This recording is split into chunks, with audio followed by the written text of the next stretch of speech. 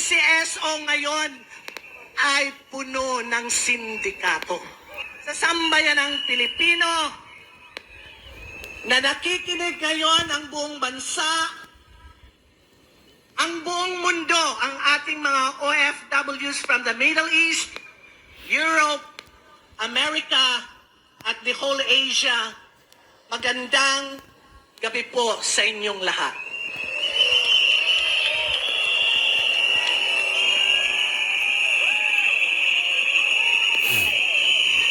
Ako po, si Sandra Cam, the President of the Whistleblowers Association of the Philippines, the former PCSO Director for 7 years during the Duterte administration. Ako po, sa pakikipaglaban ko sa korupsyon, I earned the ire of my co-directors and the Philippine Charity Sweepstakes Office. At ako po ay nakulong kasama ang aking anak for 20 months sa kasong murder na ginawa ng kalaban namin na sinakyan ng mga direktor ng dalawa na opisyales ng PCSO dahil sa pagsabi ko, pagsiwala ng korupsyon sa aming ahensya.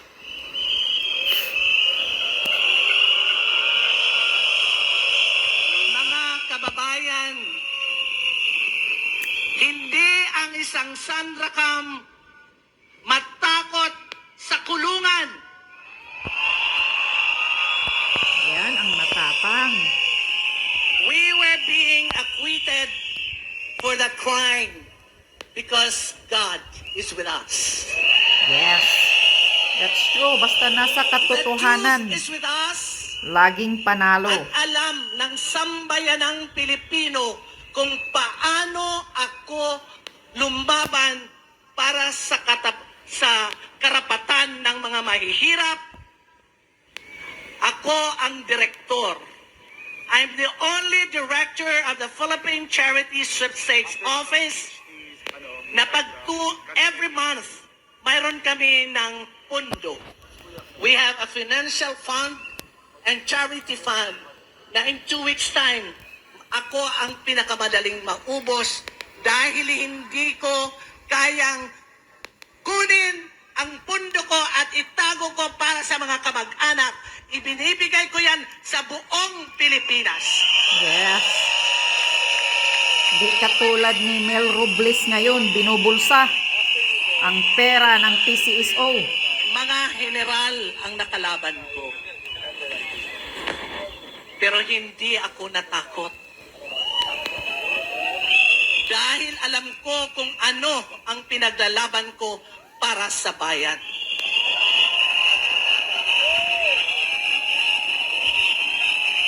Sa ngayon,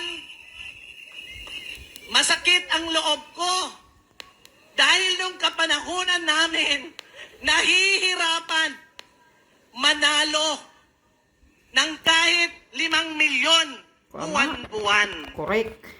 Minsan lang nagkaroon ng almost 1 billion pero inabot yun ng 7 to 10 months bago nakuha ng dalawang winner na ang isa is construction worker from Samar and another one is a nurse from Legazpi City.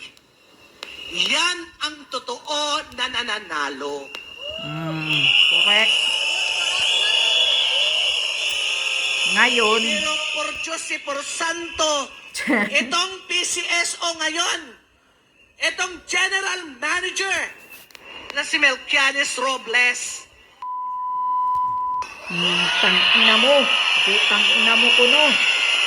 Ayan. Hindi na nagka-voice ang tang-ina mo, Mel Robles. ninanakaw mo, ninanakaw nyo ang ang pundo na para sa taong bayan. Yan. Yan ang katotohanan. Magnanakaw. Mel Robles. Ngayon lang ako, even in the previous administration, walang nananalo ng 600 million, 140 million, Wow. 280 million in a month. Kaya nga, ang hirap manalo kaya. Pero ngayon, Walang buwan-buwan. nangyayari yan. Hmm. Inaabot kami ng 2 to 3 months for a mere 40 or 20 million. Ngayon, Buwan-buwan. last December, dalawa May na nananalo. malalaking tinamaan. Bilyon-bilyon pa. Isang almost 400 million at isang 683 million. Imagine Saan that. napapunta? Sino ang tunay na winner? Kayo-kayo. Kayo-kayo lang, Mel Robles. Kayo-kayo. Ang loob ng PCSO ngayon ay puno ng sindikato. Yes! Yan ang totoo. Puno ng sindikato. Ang loob ng PCSO. Kung maalaala nyo, nung birthday ng GM Robles dito sa Malacanang, have you seen that video of Liza Araneta Marcos? Butod budlat. Dagdagan ko pa. Yes, the video. Napanood ko yan. Diba? Ang sabi niya,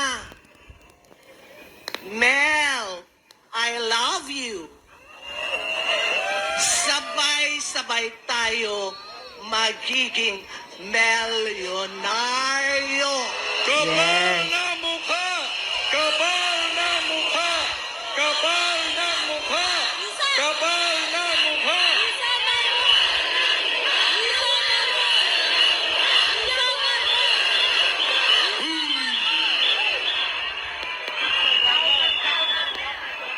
Nung kapanahonan namin, sa aking opisina, pinakababa na ipinibigay ko sa bawat pumupunta sa akin ay 10,000. Pinakababa yan. Pero hanggang 100,000, hanggang 200,000, nakakabigay ang direktor niyong Sandra Cam. Dahil pag malaki na ang bill, sinasama ko yan sa board meeting at ako mismo ang nagmamakaawa sa kapwa ko mga direktor na magbigay ng tig 30,000 bawat sa funds nila. Maibigay lang namin sa mga taong naghihirap sa hospital. Correct. Dapat lang. Para naman talaga yan pantulong sa mga nangangailangang may Sa sakit. ngayon, maraming nagre-report sa akin. 2 o'clock in the morning, pipila na. Buong Pilipinas to, ha? Grabe 2 o'clock. Dito, lalo dito sa, sa Manila. 2 o'clock in the morning, ang mga kawawa nating mahihirap, pipila na sa PCSO. Hanggang alas 9 ng umaga. At ang matatanggap lang nila ay 3,000. 3,000 pesos lang. Grabe.